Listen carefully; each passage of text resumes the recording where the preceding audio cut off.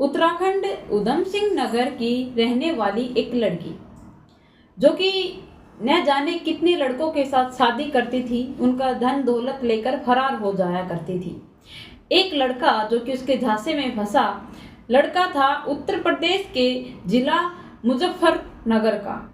तितवा थाने, उसके जो गांव का जो तितवा थाना था, उसके अंदर वह अपनी पत्नी के खिलाफ कंप्लेंट दर्ज कराता है और बताता है कि सर, मेरी शादी हुई थी, मेरी पत्नी मेरे साथ आई थी, उन लोगों की मांग थी कि सिंपल तरीके से हम शादी करेंगे, कोई रिश्तेदार नहीं बुलाए गए, हमने शादी की और उसे लेकर अपने घर आए, रात को सुहागरात बनाई और वह अपने घर से कुछ सामान लेकर आई थी खाने का। वह खाना जो वह लेकर आई थी वह स्वादिष्ट व्यंजन हमने खाया और जब सुबह मुंह दिखाई करने के लिए आसपास की औरतें आई तो उन लोगों ने हमें जगाया। हम बेहोश पड़े हुए थे, हमें नहीं पता हमारे साथ क्या हुआ। वह लड़की हमारे घर की सारी कीमती चीजें, ज्वेलरी और जो भी हमारे घर में कैश था वह लेकर फरार हो गई है। पुलिस यह इन्फॉर्म जब मिलते ही एफआईआर दर्ज करती है, उस लड़की को ढूंढने की कार्रवाई शुरू कर देती है। कार्रवाई के अंदर उन लोगों का जब पता चलता है तो वह लोग 5 थे। पुलिस उन्हें तुरंत गिरफ्तार करती है, उन्हें थाना लेकर आते हैं और उनसे पूछताछ की जाती है। वह लोग बताते हैं कि उन लोगों का यह एक कारोबार है और उन लोगों ने न जाने कितने घरों को यूं ही लूटा है। तब उसको गिरफ्तार किया गया तो उस लड़की से पूछा गया तो उसने बताया कि मैंने इस लड़के को लूटा है, इसे शादी की थी और सुहागरात भी बनाई थी, लेकिन मुझे एड्स की बीमारी है। जो यह बात जब पुलिस स्टेशन वाले व्यक्तियों को, वहां के अधिकारियों को पता चलती है, वह हैरान थे। वह उस लड़के को बुलाते हैं और वह उससे एक बार नहीं बल्कि 3 बार पूछते हैं, क्या वाकई ही यही लड़की थी जिसके साथ तुमने सुहागरात बनाई थी? वह कहता है कि हाँ सर, एक बार पूछो या 100 बार, मेरी हाँ ही होगी क्योंकि मैंने इसी लड़की के साथ सुहागरात मनाई थी। पुलिस इंस्पेक्टर साहब उस लड़के को बताना नहीं चाहते थे, लेकिन क्या करें, उसे बताना जरूरी भी था। वह उसे कहते हैं कि यह एक ऐसी बीमारी से पीड़ित है जो कि तुम्हें फैल सकती है, तुम्हें हो सकती है। पुलिस इंस्पेक्टर साहब जो यह बात कहते हैं तो वह हैरान था। उसका चेकअप करवाया जाता है। चेकअप करवाने के बाद उसे ऐसी कोई बीमारी से वह पीड़ित नहीं था, इसलिए वह अपने घर पर चला जाता है। उस लड़की से पूछा जाता है कि आखिरकार तुमने कितने और लड़कों के साथ ये सब कुछ किया है? तो बताती है, ज़्यादा नहीं बल्कि 5 लड़के और हैं जिनके साथ मैंने ये सब कुछ किया और उन लोगों को ये बीमारी हो भी सकती है। जब पुलिस इंस्पेक्टर साहब, पुलिस फोर्स को यह बात पता चलती है तो उनकी रातों की नींद उड़ जाती है। वह उस लड़की को तो सजा दिलवाते हैं, लेकिन उन 5 लोगों को ढूंढने में दिन रात एक कर देते हैं। जैसे तैसे कर उन लोगों को ढूंढ लिया जाता है और उनके जो भी जांच थी वह करवाई जाती है और जो बीमारी से पीड़ित थे उनका इलाज करवाया जाता है। आज की जो एक कहानी है, यह भी एक ऐसी ही लड़की की है जो कि एक ट्रेन के अंदर सफर कर रही थी और उसके साथ 2 लड़कों ने लगातार रेप करते रहे। लड़की चिल्लाती रही, दर्द से तिलमिलाती रही, लेकिन उसकी सुनने वाला उस ट्रेन के डब्बे में कोई नहीं था। नमस्कार दोस्तों, मैं Priyanka Yadav crime women channel पर आपका हार्दिक स्वागत करती हूँ। आशा करती हूँ आप लोग खुश होंगे, स्वस्थ होंगे, अपना और अपनों का ख्याल रख रहे होंगे। तो प्लीज़ रोज की तरह मेरी आपसे एक ही रिक्वेस्ट है, मेरे चैनल को सब्सक्राइब कीजिए, वीडियो को लाइक कीजिए ताकि मेरा हौसला बना रहे। चलिए जानते हैं इस लड़की की कहानी, यह कहाँ गई थी और इसके साथ क्या हुआ और वह लड़के कौन थे और कहाँ से थे। वह लड़की बिहार प्रदेश का एक जिला मुकुम्बर है, उसकी रहने वाली थी। 20/2020 को ट्रेन से जा रही थी जिसके साथ यह घटना हुई। वह डब्बे में अकेली थी।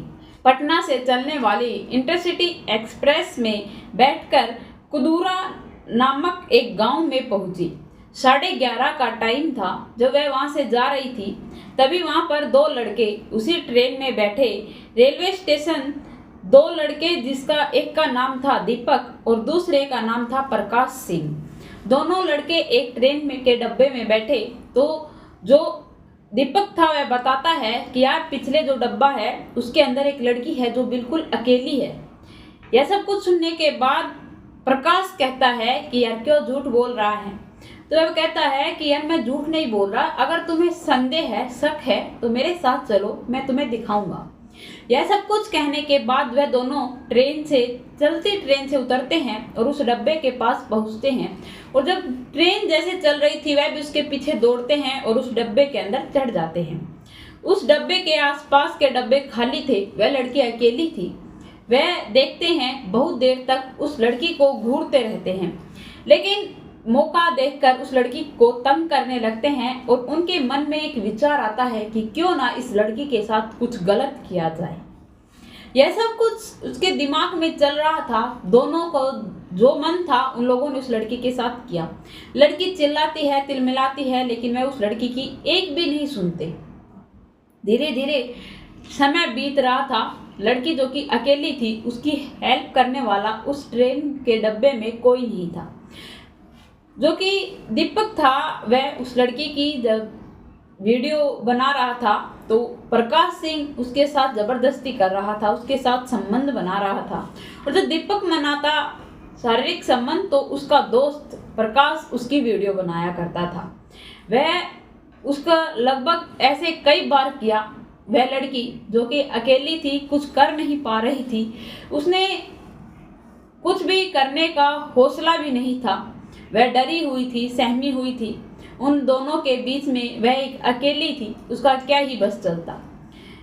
धीरे धीरे टाइम बीत रहा था। दूसरा स्टेशन आ जाता है। वह स्टेशन आखिरी स्टेशन था, वहां पर ट्रेन रुक जानी थी। वहां पर रुकने के बाद वहां के कर्मचारी थे जिन्हें की यह ड्यूटी होती है कि सारी ट्रेन को चेक किया जाए कि कोई व्यक्ति ट्रेन के अंदर सो तो नहीं गया है या फिर कोई व्यक्ति अंदर बैठा है, कुछ काम कर रहा है। ये सब कुछ उन लोगों की ड्यूटी होती है, वह चेक करने वहां जाते हैं। तो उनके अंदर एक तो लड़की थी और दो लड़के थे। एक था लड़का कांस्टेबल, एक था पुलिस इंस्पेक्टर साहब और एक कांस्टेबल लड़की थी जो चेक कर रही थी। वह हर डब्बे को चेक करती है और जब 8वें डब्बे के पास पहुंचती है तो उसमें से अजीब चिल्लाने की आवाजें आ रही थी। डब्बा बंद था। तो वह लोग कहते हैं कि डब्बे को खोलो वरना तुम लोगों के लिए अच्छा नहीं होगा। यह सब कुछ सुनने के बाद दीपक और प्रकाश दोनों घबरा जाते हैं। वह लोग कुछ भी नहीं बोलते, लेकिन लड़की को जब यह बात सुनाई दी तो वह चिल्लाने लगते हैं, हेल्प के लिए पुकारने लगते हैं कि प्लीज मुझे बताओ, मैं बड़ी ही मुसीबत में हूँ, प्लीज आप लोग मेरी मदद कीजिए। यह सब कुछ सुनने के बाद दरोगा जी कहते हैं कि जल्दी से खोलो वरना तुम लोगों को जो सजा होगी वह मुझे भी नहीं पता। वह लोग हड़बड़ाते हुए ट्रेन के डब्बे को खोलते हैं। दीपक था जो कि वहां से भाग जाता है और प्रकाश जो कि पूरे कपड़े पहन नहीं पाता, जल्दबाजी में वह पकड़ा जाता है। पकड़ा जाने के बाद लड़की को उसके जो कपड़े थे वे दिए जाते हैं, पहनाए जाते हैं, उसे पानी पिलाया जाता है और उससे पूछा जाता है कि आप कहाँ गए थे, अकेले कैसे हो, आपके साथ कोई व्यक्ति क्यों नहीं आया। तो वह लड़की बताती है कि सर मैं एक विधवा हूँ, मेरा पति मर चुका है, उनकी डेथ एक ऐसी बीमारी से हुई थी जिसकी वजह से आज मैं भी पीड़ित हूँ और मुझे एड्स की बीमारी है। यह सब कुछ सुनने के बाद उस लड़के के तो होश ही उड़ जाते हैं। उसे रो रो कर अब बुरा हाल हुआ जा रहा था क्योंकि उसे नहीं पता था कि वह लड़की इस बीमारी की पीड़ित है। लड़की ने बताने की कोशिश की थी लेकिन उन लोगों ने धमकी दी थी, अगर तुम्हारे मुंह से उफ की भी आवाज आई तो हम तुम्हें जान से मार डालेंगे। लड़की उन्हें बताना चाहती थी लेकिन उन लोगों ने नहीं माना। लड़की ने भी यह सोच लिया था कि अगर यह इंसान इतने बुरे हैं, अगर ये सब कुछ कर रहे हैं तो ठीक है, करने दो। इनका जो इन लोगों ने भुगताना करना पड़ेगा वह बहुत बुरा होगा, शायद यह लड़की को छेड़ना ही भूल जाएंगे। यह सब कुछ वह लड़की सोच रही थी, लेकिन अब उनके घर वाले और वह लड़के दोनों रो रो कर बुरा हाल किए जा रहे थे। उस लड़की ने बताया था कि मैं अपना इलाज करवा रही हूँ। मेरा पति भी इसी बीमारी से पीड़ित होकर मर गया। मेरे पति से मुझे ये बीमारी हो गई और मैं अपना इलाज करवाने के लिए इस ट्रेन से जा रही थी और अब मैं वापस आते वक्त मेरे साथ यह हादसा हुआ है। जब उन लोगों ने यह पता चला तो उनका हाल बुरा था, लेकिन जो उनके साथ हुआ वह बिल्कुल सही था, क्योंकि अगर वह लड़की पीड़ित न होती तो उस लड़की के भविष्य क्या होता। उन लोगों को कभी पछतावा भी नहीं होता कि उन लोगों ने गलत किया है। वो किसी ने कहा है कि जब ऊपर वाला अपनी मारता है तो उसकी लाठी में आवाज नहीं होती। उनके साथ भी ऐसा ही हुआ। भगवान ने उनको ऐसी मार मारी, शायद वह अपनी जिंदगी में कभी इस मार को नहीं भूलेंगे। जो इस लड़की के साथ हुआ वह बहुत बुरा हुआ। जो इस लड़की को बीमारी थी एड्स की, वह बीमारी बहुत फैलने वाली और बहुत बुरी बीमारी है। ऐसी बीमारी किसी को ना हो, लेकिन उन लड़कों के साथ जो हुआ है वह बिल्कुल सही हुआ। आज वह लोग भी इस बीमारी से पीड़ित हैं और उन लोगों को पुलिस इंस्पेक्टर साहब ने गिरफ्तार कर लिया और उसे कोर्ट में भी पहुंचा दिया गया, सलाखों के पीछे डाल दिया। तो आप लोगों को इन दोनों लड़कों की जो गलती है उनके बारे में क्या राय है, कमेंट में लिखकर जरूर बताना। मेरे चैनल को सब्सक्राइब करना, बेल नोटिफिकेशन को ऑन करना, ताकि ऐसी हर वीडियो जल्द से जल्द आप लोग